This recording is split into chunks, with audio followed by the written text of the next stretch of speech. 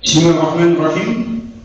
Assalamualaikum warahmatullahi wabarakatuh. Waalaikumsalam warahmatullahi wabarakatuh. Wabarakatuh ta'ala wa hadiyatuna wa nabiyina Muhammadin sallallahu alaihi wasallam ila alihi wa sahbihi wa dhurriyyati wa baiti li rabbil alamin wal mursalin wal jabirin malaikati wal muqarrabin wal jami'i tabi'in tabi'in wa tajuluna ila awliya'illahi inna kanu ila jami'il muhaddisin wal mufassirin خصوصا شأن الطبري والشافعي وبدر الجيلاني وشيخ فخر الدين الرازي وشيخ القطبي وشيخ ابن كثير وشيخ جلال الدين المحلي وشيخ جلال الدين السيوطي وشيخ سليمان الجمل وشيخ محمد الأشعري وشيخ الشوكاني وشيخ محمود العلوسي وشيخ النووي المنتقي وشيخ أحمد المصطفى المروي وشيخ ربيع بن عاشر وشيخ متولي الشعراوي وشيخ استشهاد الطنطاوي وشيخ وهب الزهيري وشيخ محمد علي الشوكاني وشيخ قريشية وخصوصا بيتي بشري مصطفى رحمن صاحب الإبريس فإنة من شيخنا ومشايخ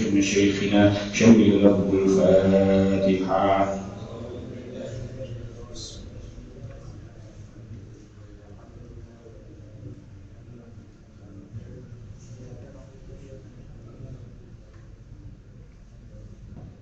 Bismillahirrahmanirrahim. Kita lanjutakan surah Al-Baqarah ayat 211. Qala Allah Ta'ala fil Qur'anil Karim. A'udzu billahi minasy syaithanir rajim. Bismillahirrahmanirrahim.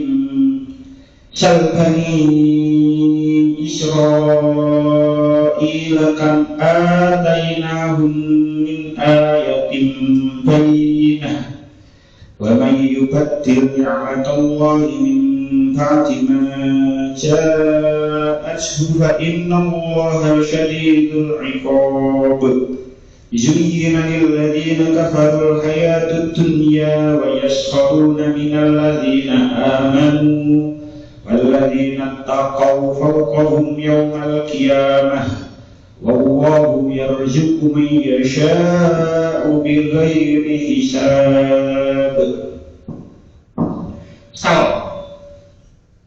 Takono sira Bani Israil ing Bani Israil kang pira atainahum maringi sapa ingsun saking ayat bayinatin kang pertelo waman mongko sapane wong yubadil kang ngowahi sapa ya sing nikmatallahi ing nikmate Gusti Allah mimba dima saking sawise yen to mimba dima ja'atu saking sawise yen to nekani apa ya sing nikmat hu ing man fa innallaha mongko setuhune Allah Ta'ala iku syadidul iqabi banget nyiksane. Juyina dipaes-paesaken lilladina marang wong-wong akeh kafaru kang padha kafir sapa alladina apa al hayatud dunya urip ana ing alam dunya wa yasfauna lan padha ngino sapa alladina kafaru minal ladina saking wong akeh aman kang padha iman sapa si alladina walladina utawi wong-wong ittaqau kang padha takwa sapa alladina iku fawqahum sandhuwure alladina kafaru yaumal qiyamati ing dalem dina kiamat wallahu utawi Gusti Allah iku ya rezuku paring rezeki sapa si Allah man ing wong yasha'u kang ngersakake sapa si Allah ing man bighairi hisabin kelawan ora hitungan utawa syarikun 211 Takono Bani Israil piro ayat kang terang-terang koyok nyigari segoro zaman keremi Fir'aun sak bolone lan liya-liyane maneh kang sejatine ayat-ayat mau dadi nikmat tumrape Bani Israil nanging Bani Israil ora padha syukur balik malah kufur. Awas sapa wae kang ngufuri nikmate Allah Ta'ala sak temene Allah Ta'ala iku banget siksane. Wong-wong kafir iku padha kepencut gumudyawe dunya. Dheweke padha ngina marang wong-wong mukmin kang padha fakir. Nanging sak benere wong-wong kang padha takwa besok ana ing akhirat dadi sak dhuwure wong-wong kafir kang padha ngina mang. Bertanyalah, tanyakanlah Bani Israil kepada Bani Israil kam atainahum min ayatin bayyinah, berapa banyak tanda-tanda kebenaran yang nyata yang telah kami berikan kepada mereka. Wa man yubaddil ni'matallahi min ba'di ma ja'athu, dan barang siapa yang menukar nikmat Allah setelah datangnya nikmat itu kepadanya, fa innallaha syadidul iqab, maka sesungguhnya Allah sangat keras siksanya. Niki adalah fi'il amar. Fi'il amar. Fi'il amar itu adalah kata perintah. Fi'il amar itu adalah kata perintah. Asluhu is'al. Niki kalau bahas tipik seperti kok ujug-ujug sal sih. Lek semerot sorof niku nggih kok sal ya mesti lek is'al. Sa'ala yas'alu. Is'al wa tas'al. Kok dados sal itu ada proses iqlal jenenge. Ada proses iqlal.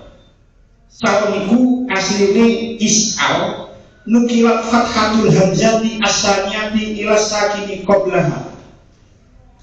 Harokatnya fathah hamzah yang kedua niku dipindah nganggone huruf yang mati, huruf yang disukun sebelumnya.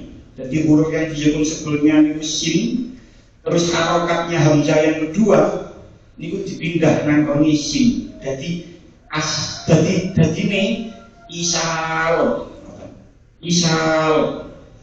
Terus mantul niku fasakatat tilkal hamzah takhfifan summa sakatat hamzatul wasli. Kemudian hamzah nopo yang kedua isal niku mang dihapus jadi isal. Mantul niku hamzah wasole dihapus dan jadi misal prosesnya seperti ini kuman isal sal. Nah ayat niki adalah perintah Allah kepada Kanjeng Nabi Muhammad Shallallahu Alaihi Wasallam. Jadi penggoni tafsir Jalalain dikatakan sal ya Muhammad, akono he Muhammad, niki jauh Gusti Allah ke Kanjeng Nabi Muhammad. Sal ya Muhammad, bertanyalah engkau wahai ya Muhammad, Bani Israel kepada Bani Israel. Nopo pertanyaan ini lanjutannya ayat kam atainahum min ayatin bayyinah. Berapa banyak tanda-tanda kebenaran yang nyata yang telah kami berikan kepada mereka. Mereka ini Bani Israel. Tenggone tafsir Ar-Razi. Tafsir Ar-Razi niku jenenge tafsir niku Mafatihul Ghaib atau tafsir Al-Kabir. Enten sing tulisannya niku tafsir Al-Kabir, enten sing tafsir Mafatihul Ghaib. Sing ngaran niku namine Syekh Fakhruddin Ar-Razi. Niku dikenal tafsir Ar-Razi. Niku beliau menulis seperti nyata. Iklan annahu laisal maksud. Ketahuilah sesungguhnya maksudnya tidak seperti itu. Bani Israel liyukhbiruka antil kal ayati fata'lamaha. Bukan maksudnya itu Kanjeng Nabi dikongkon takon nang Bani Israel piro jumlah ayat tanda-tanda kebesaran Allah sing diparing nang nggone awakmu, sing dikekno nang awakmu. Tidak seperti itu. Wa dzalika li anna Rasul alaihi salatu wassalam kana aliman bitilkal ahwali bi ilamillahi ta'ala iyyahu. Rasul Syekh Fakhruddin Ar-Razi karena sesungguhnya Rasul itu tahu berapa nikmat yang telah diberikan Allah kepada Bani Israel karena Allah memberitahu kepada Nabi Muhammad. Jadi Kanjeng Nabi bisa saja ngerti biro jumlah, bukan berarti Kanjeng Nabi dikekek tanggal Bani Israel dikongkon tanggal temenan, tidak. Al-maksudu minhu al-mubalaghatu fi zajri anil i'radi an dalailillah. Maksudnya dikekek tanggal niku ialah mubalaghati fi zajri. Banget no ing dalem mencela, ing dalem ngilokno anil i'radi an dalailillah. Anil i'radi an dalailillah. Dari mereka berpaling dari tanda-tanda kebesaran Allah. Jadi pertanyaan niku kaya ana wong niku durhaka marang ibuke. Kon pantesan ibumu kon kono kaya ngono. Itu sebenarnya bukan pertanyaan, tak perlu dijawab. Itu menunjukkan sindiran kepada mereka atau mencela kepada mereka yang berbuat tidak baik kepada kedua orang tuanya. Menurut ke ayat niki bukan berarti niki Kanjeng Nabi dikengken tanda, tidak. Ini menunjukkan betapa banyaknya tanda-tanda kebesaran Allah yang sudah diberikan kepada Bani Israel, tapi mereka tetap berpaling dari tanda-tanda kebesaran Allah. Jadi pertanyaan ini tidak memerlukan jawaban. Kayak tenggoni Jalalain dikatakan tabkitan. Jadi ini niku al-ghalabahu bil hujjah. Jadi untuk mengalahkan mereka dengan hujjah. Jadi takono nang Bani Israel. Nah, Bani Israel kan ayat niki, sing dimaksud Bani Israel kan ayat niki, ana sing eling Israel dia jenenge Nabi sapa? Nabi sapa? Ali. Iya salah, betul. Salah. Gua cerita ngomongin. Ini salah ya. Ini macam pelajaran orang tahun di sini, orang tahun di sini. Jadi Israel itu nama lain Nabi Yakub. Nabi Yakub. Saat ini orang negara jeneng ini Israel. Israel. Podo nama Israel sami. Tapi negara Israel yang ada sekarang itu, jadi ceritanya biar niku wong-wong Yahudi antara tahun 1933 sampai 1945 teng Eropa, di seluruh Eropa niku anggere wong Yahudi dipateni. Jadi tahun 33 sampai tahun 45. Sing mateni sinten? Pemimpin Nazi yang bernama Adolf Hitler. Kan pasti kepikiran ini. Nah, karena yang dibunuh sangat banyak hari ini, cuma ini masih diperdebatkan jumlahnya. Konon katanya dari tahun 33 sampai tahun 45 itu jumlah Yahudi yang dibunuh itu sebanyak 6 juta. Ini diperdebatkan, dilebih-lebihkan hari ini wong-wong. Tidak sebanyak itulah. Cuman yang di media kalau jangan googling itu namanya tragedi Holocaust. 6 juta orang Yahudi dibunuh. Akhirnya orang Yahudi terusir dari Eropa, kan duwe tempat tinggal. Akhirnya dikai tempat tinggal nanggoni wilayah sekitar Palestina. Kalian itu ngaten. Barang mantun iku ngelompok, orang Yahudi ngelompok nang kono, akhirnya gawe negara. Dan orang-orang Yahudi itu memproklamirkan negara Israel tanggal ketika bulan Mei, tanggal 14 Mei 1948. Jadi sajane boten ada tanah Israel itu, tidak punya tanah. Marang nggawe negara, terus wilayah Palestina sedikit demi sedikit dicaplok. Akhirnya nopo? Peta tahun 48 negara Israel dengan peta dunia tahun sekarang itu makin membesar, makin meluas. Karena memang tambah suwe, tambah nyaplok. Jadi Israel yang ada sekarang itu bukan enten hubungannya dengan Nabi Yakub. Jadi dicoba di DNA mungkin masih ada saja, mungkin masih enten mungkin. Tapi yang dimaksud Israel tentang ayat ini itu adalah anak turun Nabi Yakub. Jadi Bani ini kan saking kata lawat ibnun jama'i Bani Israel, maksudnya itu adalah auladu Yakub, anak-anaknya Nabi Yakub. Nah, Israel ini cara bahasa maknanya itu sami kali Abdullah. Jadi hamzah ya lam niku maknanya niku Allah. Samuel, Jibril, Mikail niku niku bahasa Ibrani maknanya Allah. Isra maknanya Abdul. Jadi Israel itu padha karo Abdullah. Maknanya hamba Allah. Jadi lek ono wong jenengno anak Israel, sakjane maknane ya Abdullah, maknane apik. Cuma kan gak tau tuh ono wong jenengno anak Israel. Gak wani mungkin, padahal maknane sebenarnya bagus. Israel itu maknanya Abdullah, maknane hamba Allah. Jadi tenggone kitab Bidayah wan Nihayah di karangan Imam Ibnu Katsir, tenggone juz 1 halaman pinten mangke, halaman 200 pinten ngoten kula maca maniku.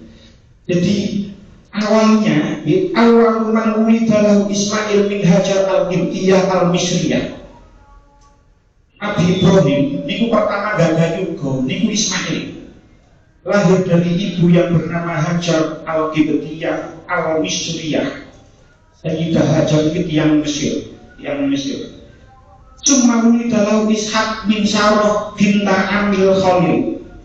Kemudian lahirlah Nabi Ishak dari ibu yang bernama Sarah, anak perempuan pamannya Nabi Ibrahim. Jadi Sarah ini misalnya piyambak. Rabi lalu misalnya kan bukan apa-apa. nopo rabi kalau bisa. Tapi saat ini rabi kalau misalnya bukan nopo.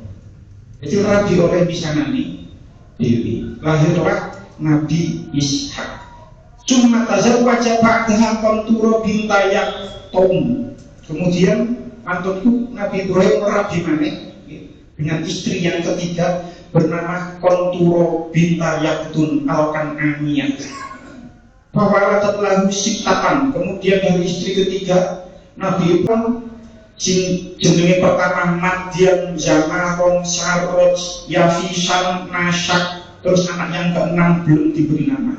Walam yusama as-sadis. Di istri ketiga ada Yugo 6. Terus summa tazawwaja ba'daha. Kemudian Kanjeng Nabi Ibrahim rabi maneh dengan istri keempat yang bernama Hajun binta Amin. Fawaladat lahu khamsatan.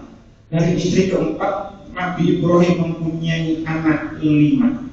Jenenge sinten mawon Kaisan, siji Kaisan. Jadi mungkin anak Jokowi yang presiden Kaisan itu mungkin teko anak jenenge anaknya Nabi Ibrahim dari istri yang keempat.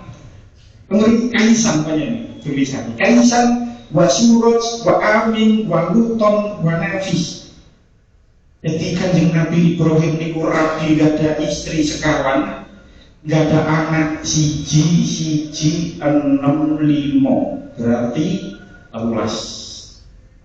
Nah, konon katanya menurut penelitian modern kita ini yang dari suku Jawa, suku Melayu, suku Sunda, suku Budi mana, pokoknya sing suku Sunda terus wilayah-wilayah Sumatera itu keturunan Nabi Ibrahim dari istri ketiga. Menurut penelitian seperti ini, Jadi kita ini ternyata keturunan Nabi Ibrahim dari istri yang ketiga. Wallahu a'lam. Tapi menurut penelitian seperti ini. Nah, Nabi Ibrahim gak dari ke Nabi Ishak, Nabi Ishak gak dari ke Nabi Yakub. Nah, Nabi Yakub niki gak ada yugo rolas. Bojone nggih papat. Jadi bojone Nabi niku kata-kata. Bojone sekawan. Bojo sekawan masing-masing nggih anake beten-beten jumlahe pokok total jumlahe rolas. Dan saking anak turun Nabi Yakub sing jumlahe rolas niki ketepakan lanang kabeh. Menurut pendapat sing niki lanang kabeh. Enten pendapat yang lain mengatakan anaknya 14, sing lanang rolas sing wedok kali. Cuman sing masyhur yugane Nabi Yakub niku rolas lanang kabeh. Dan itulah yang menjadi keturunan Israel. Makanya ketika besok zaman Nabi Musa niku Kanjeng Nabi Musa gepuk waktu ini keluar banyu jumlahe rolas. Itu teretasi kiri. Ibu saking Allah dari Yakub, saking anak turunnya Yakub. Nah, zaman saat niku, ketika zaman saat turun Nabi Yakub, anak turun Bani Israil semakin banyak. Ketika niku sampai Nabi Musa. Pentafsir Ibnu Katsir diceritakan, ketika zaman Nabi Musa, niku orang-orang Bani Israil ditindas. Dijadikan kelas bawah, bahkan mungkin golongan budak, dikerjakan kasar tanpa gaji, disiksa oleh Fir'aun, menjadi negara kasta terendah, jadi budak, disiksa oleh Fir'aun. Mereka orang-orang Bani Israil itu menyaksikan dengan mata kepala sendiri betapa tanda-tanda kebesaran Allah sudah dilihat oleh mereka melalui Nabi Musa. Kemudian dikatakan mukhbiran an Bani Israil kam syahadu ma'a Musa min ayatin bayyinah. Mereka menyaksikan sendiri betapa banyak bersama Nabi Musa, betapa banyak ayat-ayat yang jelas. Ayat hujjatun qati'atun bisyiddihi fi ma ja'ahum bihi. Artinya dengan hujjah kebenaran Nabi Musa yang datang kepada Nabi Musa. Kaya bihi koyok dini tangani. Nabi Musa pernah memasukkan tangan di nanggonin jerusak terus ditokno mengeluarkan cahaya. Semua orang-orang Bani Israil melihat itu. Wa asyahu, dan tongkatnya Nabi Musa. Semua melihat tongkatnya Nabi Musa, tahu diuncal jadi ulo. Wa falqihil bahro, tongkat Nabi Musa ngepuk segoro, terus mecah segoro, minyak segoro, terus menjadi jalan jika bisa dilewati. Wa dhurbihi al-hajar, memukul batu, terus batu sidatil harri. Kemudian ketika Bani Israel mengungsi nang bukit Tif, orang-orang Bani Israel selalu dilindungi oleh awan, oleh mendung dari sengatan matahari yang sangat panas. Wa min inzalil manni wassalwa, dan diturunkannya manna dan salwa kepada mereka. Orang-orang Bani Israel itu menyaksikan dengan mata kepala sendiri betapa banyak tanda-tanda kebesaran yang sudah diberikan Allah kepada mereka, dan mereka tetap kufur. Jika ditinggal Nabi Musa nanggone bukit Tursina, mereka sudah menyembah selain Allah. Dan peristiwa seperti ini terekam, terus diceritakan turun temurun nanggone anak turunnya sampai zamannya Kanjeng Nabi Muhammad SAW. Mereka tetap ingkar kepada Allah, mereka tetap boten nerima Kanjeng Nabi Muhammad, mereka tetap boten iman marang Al-Quran. Mereka juga mengetahui juga mukjizat-mukjizat di Kanjeng Nabi. Al-Quran kurang mukjizat nopo. Kanjeng Nabi ditanggapi setiap pertanyaan ini sampai kelotaran ini bukan Kanjeng Nabi bisa jawab. Tapi mereka tetap boten mau, boten purun iman, boten purun iman. Maka di tengah lanjutannya ayat, wa may yubaddil nikmatallahi min ba'di ma ja'ashu fa innallaha syadidul iqab. Mereka sudah menyaksikan betapa banyak ayat-ayat yang jelas, betapa banyak ayat-ayat yang jelas. Terus Allah mengancam mereka, wa man yubaddil nikmatallahi, dan barang siapa yang menukar nikmat Allah min ba'di ma ja'athu, setelah datang nikmat itu kepadanya, fa innallaha syadidul iqab, maka sesungguhnya siksa Allah itu sangat pedih. Tafsir At-Tabari niku dikatakan sing dimaksud nikmat teng ayat niki yaitu al-Islamu wa ma farada min syara'i dinihi. Jadi sing dimaksud nikmat teng ayat niki itu adalah Islam dan apa yang Allah tetapkan berupa syariat agama Islam. Jadi sapa wong sing menukar nikmat Allah berupa Islam, setelah datang nikmat itu kepadanya, setelah Islam itu datang kepadanya melalui Nabi Muhammad dengan membawa Al-Quran, kok gak gelem iman, fa innallaha syadidul iqab, maka sesungguhnya siksa Allah itu sangat pedih.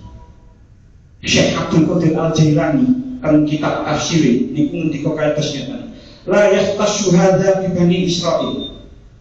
Ayat niki itu bukan hanya ditujukan kepada Bani Israel saja. Memang ayat ini diturunkan kepada Bani Israel, tapi bukan berarti ayat ini berlaku hanya untuk Bani Israel saja, tidak. Tapi ini juga berlaku bagi kita semua. Sapa wong sing menukar nikmat, pemberi nikmat itu adalah Islam dan apa yang telah disyariatkan Allah terhadap Islam, maksudnya fi syara'i dini, terhadap syariat agama Islam. Sapa wong sing menukar syariat, menukar hukum-hukum Islam, hukum-hukum sing dipadhokno karo Allah, maka ketahuilah sesungguhnya siksa Allah itu sangat pedih. Lek kula panjenengan itu pasti tidak ada yang menukar dengan kekufuran, tidak ada. Jadi menukar dengan kekufuran dia ngomong Bani Israel niku gak iman marang Kanjeng Nabi, gak iman marang Al-Quran. Lek kita di tengah-tengah masyarakat kita niku pasti tidak menukar Islamnya, tidak.